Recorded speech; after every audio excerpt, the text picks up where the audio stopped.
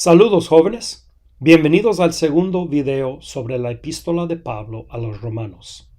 En el primer video di una pequeña introducción a la carta y luego abarqué brevemente lo que considero ser el tema mayor o el tema bajo la luz del cual toda la epístola debe ser leída.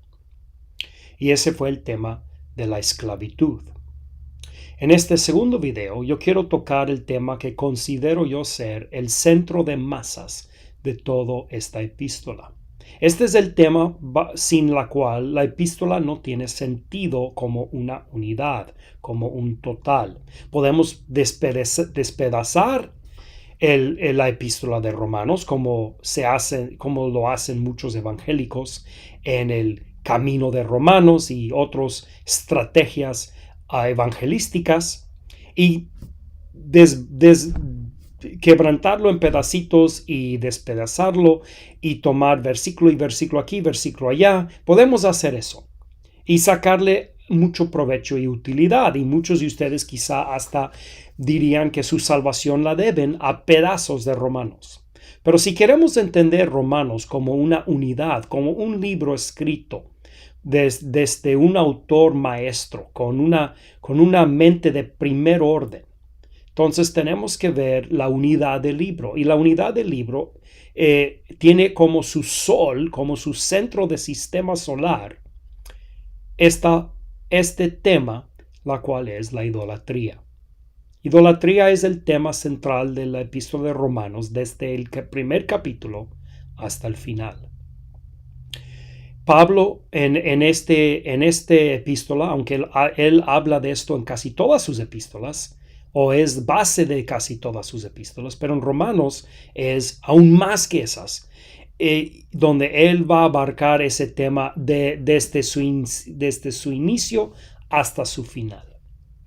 Entonces, si vamos a entender Romanos en su totalidad, tenemos que entender la idolatría. Ahora, evangélicos son de la opinión, probablemente ustedes también, que entienden la idolatría. Pues qué tan difícil pudiera ser. Pero yo quiero argumentar hoy que en realidad los evangélicos, muchos evangélicos, no entienden la idolatría.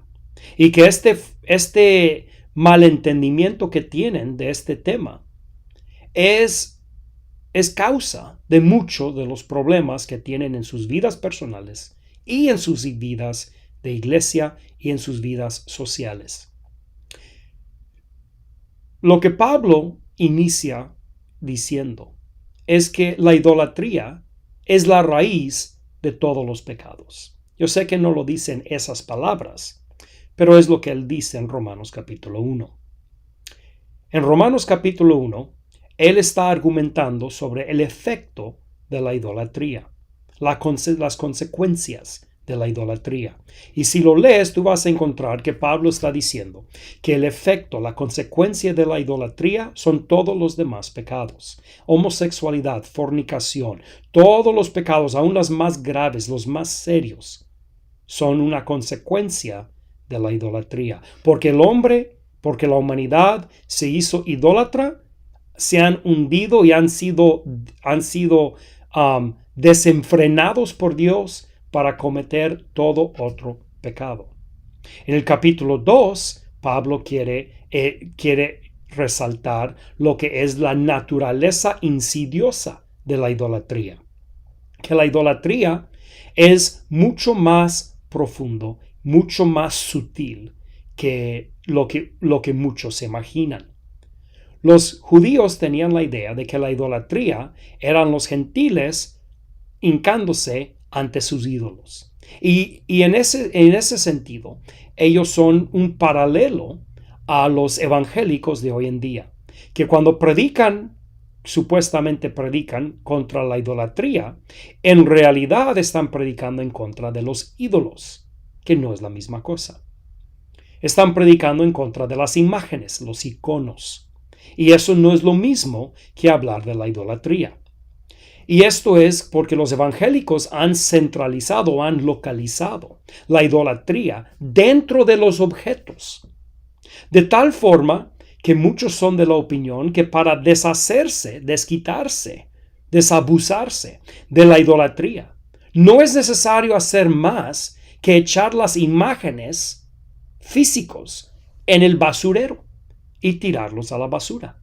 Y que si uno hace eso, se está quitando, se está desabusando de su idolatría. Y eso simplemente no es cierto.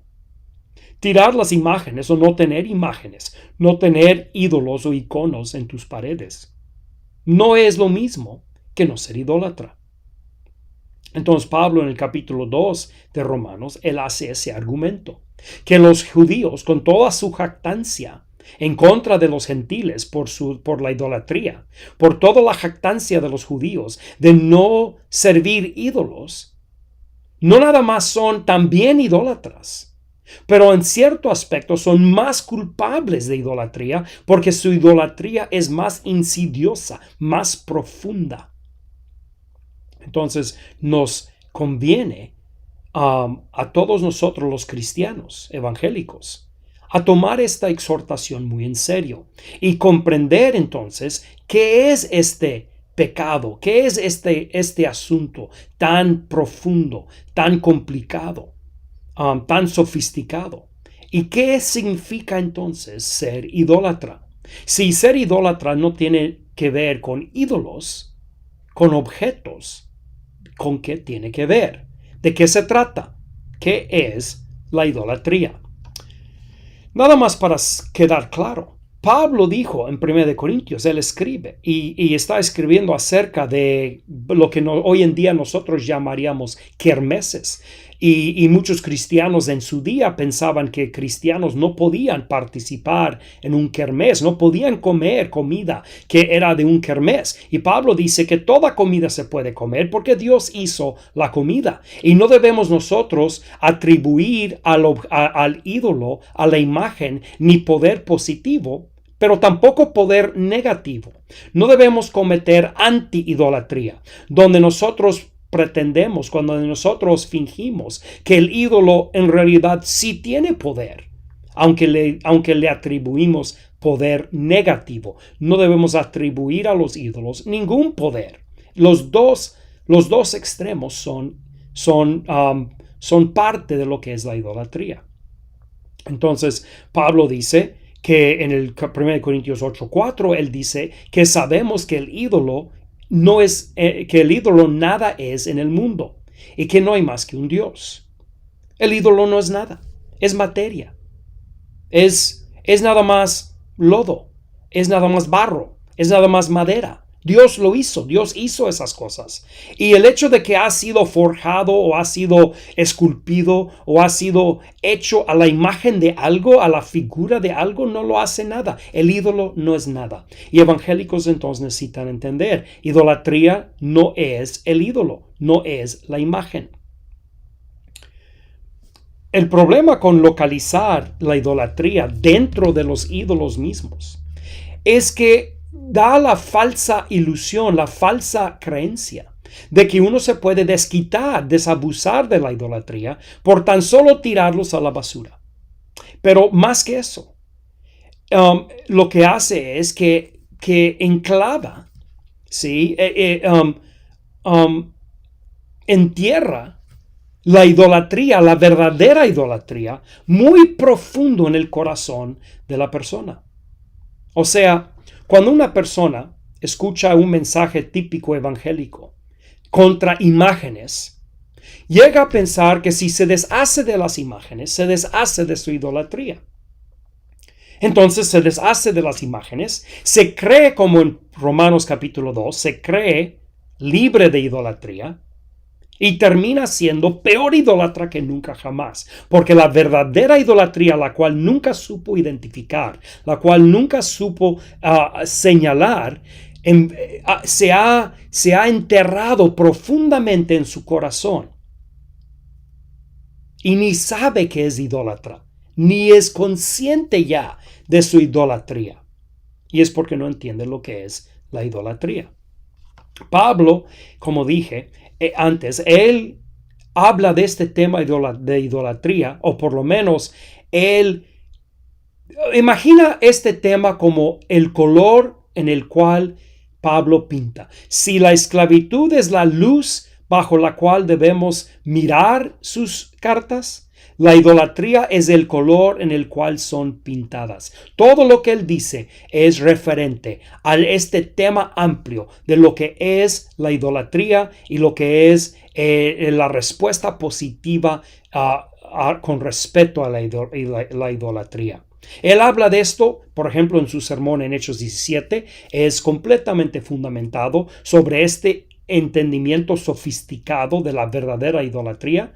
Romanos, como ya dije, pero también Colosenses, Primera de Corintios, Efesios, todas estas epístolas son no nada más en parte, no nada más un versículo aquí o acá, un pequeño texto, pero todos esos libros casi en su enteridad están pintadas de este color.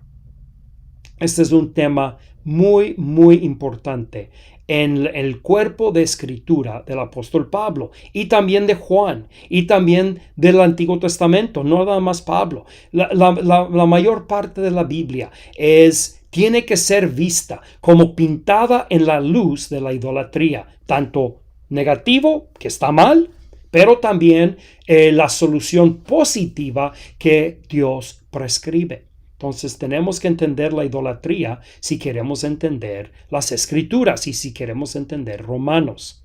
En cierta forma, Pablo está diciendo que la idolatría es la raíz de todos los pecados.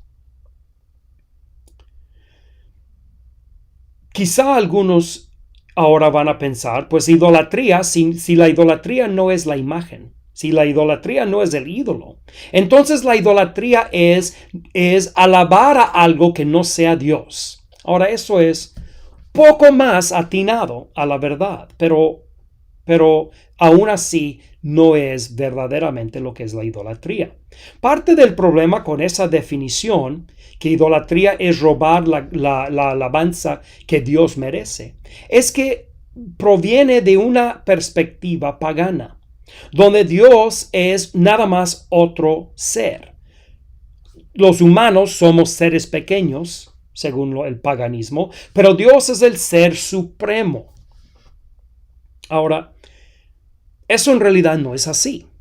Dios no es el ser supremo, porque eso lo clasifica nada más como un ser más grande. Sí, tú eres un ser pequeño y Él es un ser enorme, pero un ser aún así. Pero Dios es categóricamente diferente que nosotros, no nada más en cantidad, sino en categoría. Entonces Dios no nada más es más grande que nosotros, Él es otro, diferente. Según Tomás Aquino, Dios es la fuerza de ser, no es un ser, Él es la misma fuerza de ser.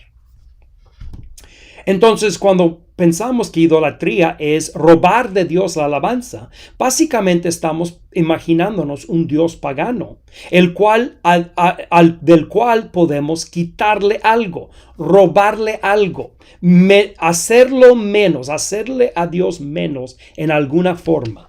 Y eso no es posible. A Dios no se le puede quitar ni agregar. Dios no es más pobre ni más rico por lo que nosotros, si nosotros alabamos o no alabamos. Dios no está en el cielo anhelando alabanza como si le hiciera alguna falta. A Dios no le hace falta. Dios no está resentido y con síndrome de baja confianza porque no le alaban y luego enojado por su resentimiento. Eso simplemente no es como funciona. Pero eso es lo que en realidad estamos planteando cuando pensamos que idolatría es robarle de Dios su alabanza. Aunque, como digo, eso es una definición un poco más atinado que decir que las imágenes son idolatría. Eso es casi completamente erróneo. Pablo, él pinta a Dios completamente no pagano. Este es especialmente a la vista de Hechos 17, en el sermón, en el Areópago, donde Pablo, él pinta un Dios que es completamente opuesto en todo sentido al paganismo, donde Dios es completo en sí mismo, donde no le hace falta de nadie ni de nada, y nadie le puede agregar ni quitar. Y por lo tanto, la ofensa que Dios encuentra en la idolatría no es por una ofensa personal que le roba algo, que le quita algo, que lo mengua en algo. La ofensa que Dios encuentra en la idolatría, como vemos en Romanos capítulo 1, es lo que la idolatría provoca en nosotros. Es que la idolatría nos roba a nosotros mismos, a los humanos. Nos roba en fin de nuestra misma humanidad. Y eso es lo que a Dios le molesta. Es lo que a Dios le ofende. Que a nosotros mismos nos estamos robando, nos estamos deshumanizando. De esto habla Pablo claramente en Romanos 3. Él lo resume de una forma tan comprimida, donde él dice, por cuanto todos pecaron y están destituidos. Escucha bien, vamos a regresar a esta palabra, pero están destituidos de la gloria de Dios. Muchos cristianos asumen que la frase la gloria de Dios es simplemente un sinónimo para el cielo. Que lo que está diciendo Pablo es que por el pecado estamos nosotros excluidos del cielo. Estamos corridos del cielo. Eso no tiene nada que ver con el cielo. La gloria de Dios es un término técnico que Pablo usa muchas veces en Romanos, muchas veces en Efesios y en otros lugares también. La gloria de Dios es algo muy específico y no tiene nada que ver con el cielo. Volvemos en un momento a esto. Como dije, es muy importante este resumen del problema, porque Romanos 3:23 es el resumen del problema del pecado de la idolatría. Por cuanto todos pecaron, bien podríamos decir, por cuanto todos fueron idólatras, están destituidos de la gloria de Dios. Aunque eso en realidad es redundancia, pero eso quizás es una manera de comprender lo que él está diciendo. Entonces, ¿qué es la idolatría? Si la idolatría no son las imágenes, y si la idolatría no es quitarle de Dios la alabanza que él merece, no exactamente por lo menos. Entonces, ¿qué es la idolatría? Les voy a dar una definición. Fundamentalmente, la idolatría es la abdicación de nuestra vocación divina de ser la imagen de Dios. Permíteme decirlo de nuevo. Fundamentalmente, la idolatría es la abdicación de nuestra vocación divina de ser la imagen de Dios. Eso es la idolatría. Si entiendes la idolatría de esta forma, entonces Romanos, Efesios, Colosenses, Primera de Corintios y muchos otros pasajes de la Biblia, muchas otras escrituras de la Biblia van a cobrar mucho más sentido. Abdicación, por los que no saben, es una palabra técnica que significa cuando un rey abandona o rehúsa su reino, su trono, su corona, su posición.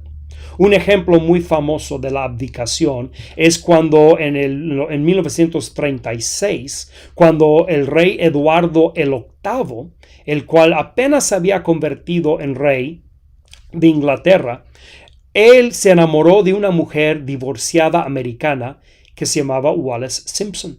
Y porque él era cabeza de la Iglesia de Inglaterra y en ese entonces divorcio era ilegal en la Iglesia de Inglaterra, y especialmente para la cabeza o el papa, por decir, de la Iglesia de Inglaterra, el rey, él tuvo que abandonar su trono. Él tuvo que dejar su trono para poder casarse con esa mujer, y lo hizo. Él abandonó su trono, y su hermano menor, el rey Jorge el VI, él asumió el trono y fue rey, y es la razón que su hija Elizabeth II luego llegó a ser la monarca de Inglaterra. Entonces eso es abdicación. Es cuando uno de su propia voluntad abandona su posición de rey.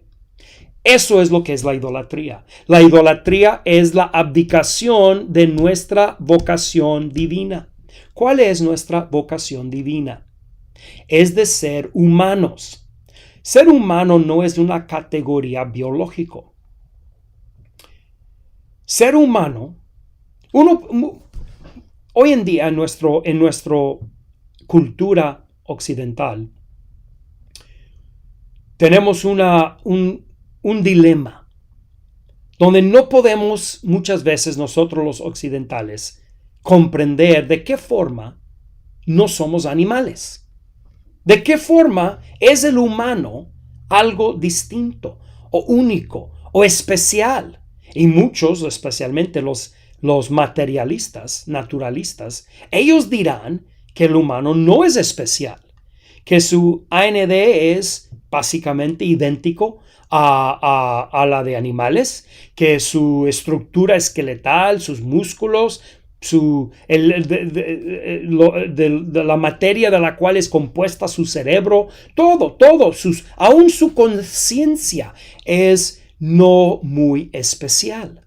Entonces, ¿qué hace al hombre especial? Pablo mismo en Hebreos, él observa esto y él dice, ¿qué es el hombre que lo visitas? ¿Qué es el hombre que te acuerdas de él? ¿En qué forma es el hombre especial? Pero luego él responde esa pregunta retórica. Él dice, aunque lo hiciste menor que los ángeles, lo coronaste de gloria y de honra. ¿Ves la palabra otra vez? Gloria. Una palabra muy importante cuando estás leyendo las escrituras. Pon atención. Lo coronaste de gloria y de honra. Lo pusiste sobre las obras de tus manos y todas las cosas sujetaste bajo sus pies. Eso es lo que hace al hombre especial. Es su vocación. Dios ha llamado a los humanos a una vocación, a un propósito. Y ese llamado, esa vocación, los hace especiales, los hace únicos, importantes. Y la idolatría es cuando abdicamos, cuando rehusamos tener o tomar o cumplir ese propósito a la cual somos llamados. Pablo habla de esto en Romanos 8. Todos conocemos el 28, aunque lo estamos mal interpretando casi siempre, pero dice, sabemos que a los que a Dios aman, todas las cosas les ayudan a bien, ¿sí? Pero luego dice, es a saber, a los que conforme al propósito son llamados. ¿Cuál propósito? El propósito de ser la imagen de Dios. Ese es nuestro propósito. Es lo que dice en Génesis 1. Es el texto básico de toda cultura occidental. Dios hizo al hombre a su imagen y semejanza. Es la base de derechos humanos, es la base de democracia, es la base de toda cultura occidental, es esa declaración de Génesis 1. Dios hizo al hombre a su imagen y semejanza. Ese no es nada más una descripción del hombre, es la vocación del hombre. Es lo que tienes que entender. La vocación del hombre es ser la imagen de Dios. Idolatría es abdicar esa vocación. Es abdicar esa vocación. Tú, como ser humano, tu propósito en la vida es ser la imagen de Dios. Pero tú, por no querer, o yo, no nada más tú, todos nosotros, los humanos, por no querer aceptar la carga de esa responsabilidad, el peso de esa responsabilidad, lo rehuimos, lo abdicamos. ¿Y qué hacemos? Tratamos de poner otras cosas, vírgenes, santos, imágenes, ídolos, budas, dinero, trabajo, política, gobierno, tú di. Queremos tomar otras cosas que no tienen esa vocación y ponerlas en ese lugar. Yo no quiero ser la imagen de Dios. No quiero la responsabilidad que esa vocación requiere. Entonces yo pongo otras cosas como la imagen de Dios. Cediendo, rehusando cumplir la vocación con la cual soy llamado. Eso es idolatría. Idolatría es la abdicación de nuestra vocación divina, de ser la imagen de Dios. ¿Qué significa cuando decimos que el hombre es la imagen de Dios? Significa dos cosas. Uno es, y es dos cosas a la vez. Uno es que nosotros los humanos somos llamados a proyectar la gloria de Dios hacia el mundo. Por eso Pablo dice que todos pecaron y están destituidos de la gloria de Dios. ¿Sabes lo que significa la palabra destituir? Significa cesar de tu cargo. Si un entrenador de fútbol es destituido, quiere decir que es quitado o él deja su cargo de entrenador. Cuando Pablo dice que todos pecaron y están destituidos, significa por el pecado de la idolatría, o el pecado de la idolatría en realidad es dejar el cargo de proyectar al mundo la gloria de Dios. Eso es lo que él está diciendo en Romanos 3:23. Entonces, porque la idolatría es primeramente proyectar la gloria de Dios hacia el mundo, hacia la creación. El hombre es ese enlace entre Dios y su creación, y por medio de la humanidad Dios quiere proyectarse al mundo, a la creación. Por eso Pablo dice en Romanos que porque el hombre pecó y está destituido de la gloria de Dios, toda la creación gime dentro de sí, esperando que el hombre sea restaurado. El enlace, el eslabón que enlace la creación con su creador es el humano. Y eso ha sido roto y la creación ahora se encuentra alejado de Dios, sin contacto con Dios, porque la creación tiene contacto con Dios por medio del hombre, porque el humano es el templo de Dios. ¿Entienden cómo funciona un templo o para qué sirve el templo? El templo es aquella cosa que enlaza a Dios con lo material, que enlaza el mundo espiritual, el celestial, con el terrenal. El templo es el lugar donde el cielo y la tierra tienen contacto. Y el hombre es el templo, por medio del cual Dios se proyecta al mundo. Pero el hombre, cuando pecó, cortó la línea telefónica entre Dios y su mundo.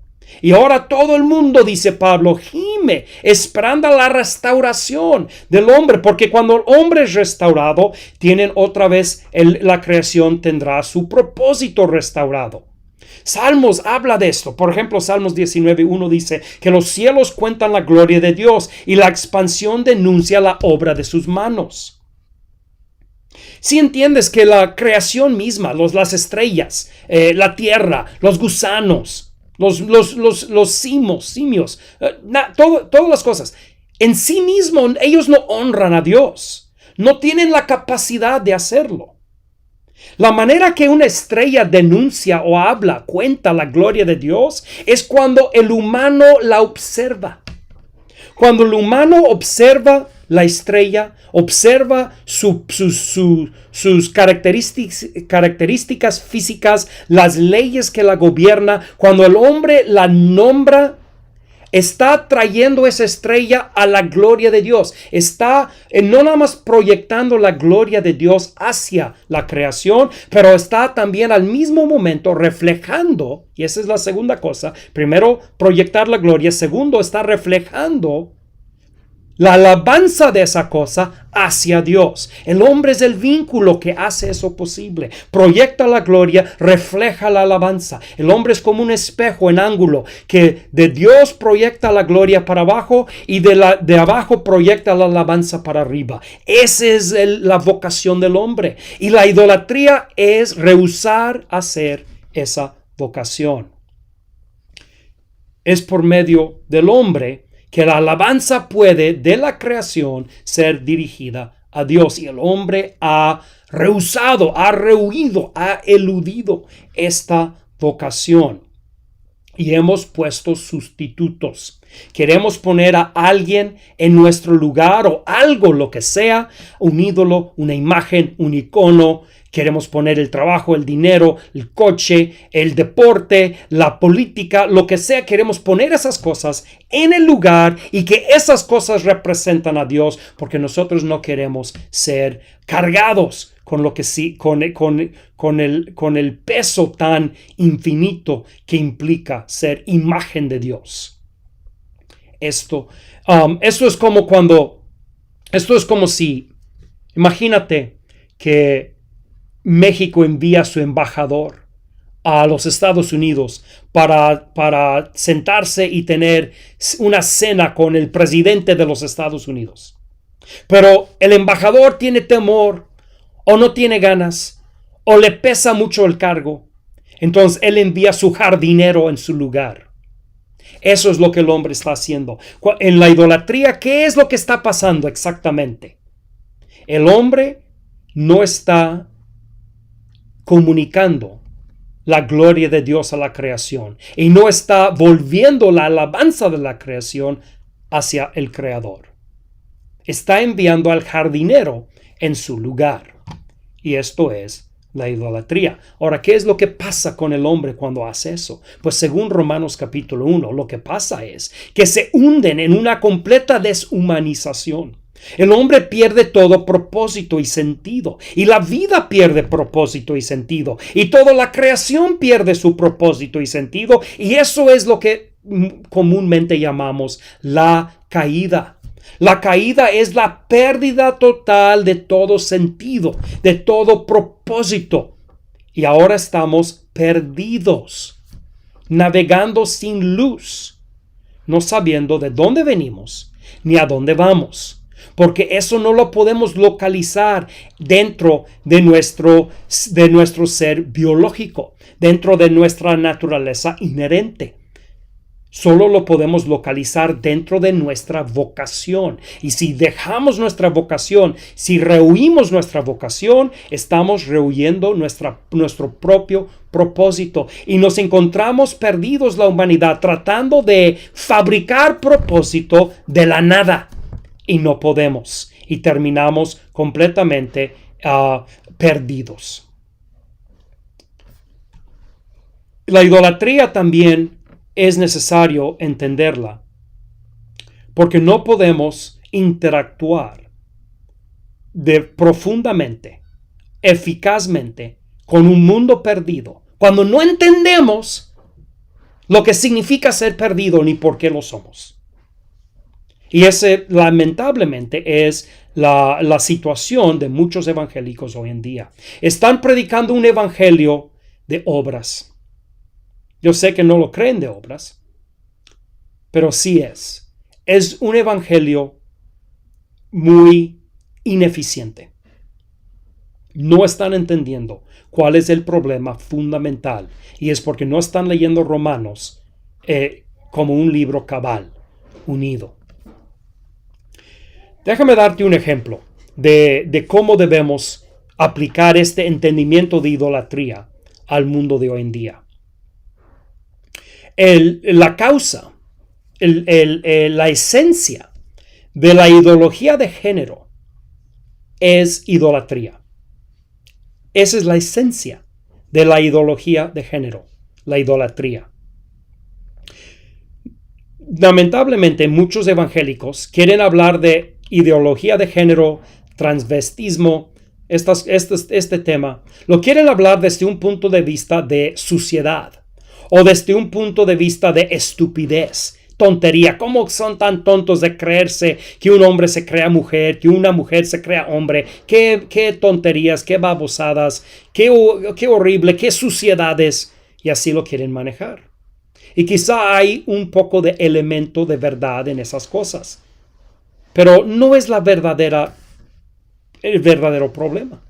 El verdadero problema con estas ideologías perversas es que son perversas, pervierten la verdad, pervierten la vocación y el orden divino. Y eso es idolatría. La ideología de género es la forma de idolatría quizá máxima. Porque el hombre que se cree mujer no solamente está abdicando su lugar como imagen de Dios por medio del pecado, pero está tomándolo un paso más allá. Él está diciendo que no nada más va a poner algo en lugar de Dios, pero que se va a hacer a sí mismo su propia imagen de él. Es decir, no nada más quiere sustituir a Dios, pero quiere sustituir a Dios con sí mismo y hacerse a sí mismo su propia imagen, hecho al orden de su propia imaginación. El hombre se quiere creer mujer porque se quiere crear a sí mismo. Quiere ser su propio Dios creador y al mismo momento la imagen de sí mismo. O sea, quiere ser Dios y la imagen de su Dios, todo al mismo momento. Ese es el fundamento intelectual de la ideología de género. Y eso no lo podemos descartar diciendo que es estupidez o diciendo que es pura suciedad y tontería. No funciona de esta forma y es la razón que somos incapaces de lidiar con esta ideología, porque no lo tomamos en serio, porque no tomamos la idolatría en serio, porque no entendemos la idolatría. No podemos tratar con estos pecados con escarnio, ni con repugnancia. Eso no funciona. Tenemos que tratarlos intelectualmente, entendiendo profundamente lo que son, de dónde vienen y a dónde van. Por décadas, casi un siglo, los cristianos han tratado de lidiar con la homosexualidad con escarnio y repugnancia, y no han sido exitosos en nada, o en casi nada. Solamente llegan a convencer a los ya convencidos. Y es porque no entienden la homosexualidad y no quieren entenderlo. Yo no estoy haciendo excusas. Yo no estoy tratando de decir que no hay nada malo con la homosexualidad. Yo estoy diciendo que la homosexualidad, ideología de género, la idolatría, son peores de lo que te imaginas. No mejores, no son menos ofensivos o menos dañinos, son más dañinos, son peores de lo que te imaginas. Lo que yo estoy diciendo es que el problema del evangélico no es que los toma demasiado en serio, es que no los toma suficientemente en serio. Es como el que cree que el cáncer es algún espíritu maligno y lo puedes correr con pegarle con ramas de laurel. Eso no es tomar el cáncer más en serio, es tomarlo como caricatura. Y así el evangélico trata con la idolatría. Lo trata como una caricatura, localizado dentro de una estatua. Y tira la estatua en la basura y tiras la idolatría a la basura. Y ya, libre. Así no funciona. La idolatría es una doctrina diabólica, muy profunda. Y vas a tener que poner bastante tiempo y esfuerzo y meditación para comprender todo lo que de veras involucra este pecado. Si no comprendemos la idolatría bien, como dije al inicio, vamos a terminar siendo peores idólatras que cuando teníamos ídolos en las paredes. De hecho, yo quiero decirte que en mi opinión, muchos de nosotros somos peores idólatras hoy que lo que fuimos antes de creer. porque hemos enclavado profundamente la idolatría muy dentro de nosotros y ni sabemos qué es ni cómo parece para poder encontrarla. ¿Qué es la evidencia de la idolatría en nuestras vidas personales, nuestras vidas de nuestras iglesias, de nuestras vidas sociales? Divisiones, pleitos, iras, contiendas, celos. Todas las obras de la carne son producto, consecuencia de la idolatría. Por eso Pablo dice, después de Romanos 1, señalando toda la idolatría evidente, externa, obvia, luego voltea a los judíos y dice, no se crean, no se jactan, ustedes son peores. Abominan a los ídolos, pero cometen sacrilegio. Y el resto de Romanos es una explicación, una argumentación de cómo solucionar la idolatría y cómo recapturar, retomar el lugar de ser la imagen y la gloria de Dios. No es un cargo ligero, no es algo que fácilmente uno puede aceptar. Pero si no tomamos nuestro lugar como los templos de Dios, como el que proyecta su gloria y refleja la alabanza hacia Él, estamos nosotros viviendo en idolatría. Bueno, yo espero que eso les fue de ayuda en su lectura de Romanos. Los veré en el video siguiente.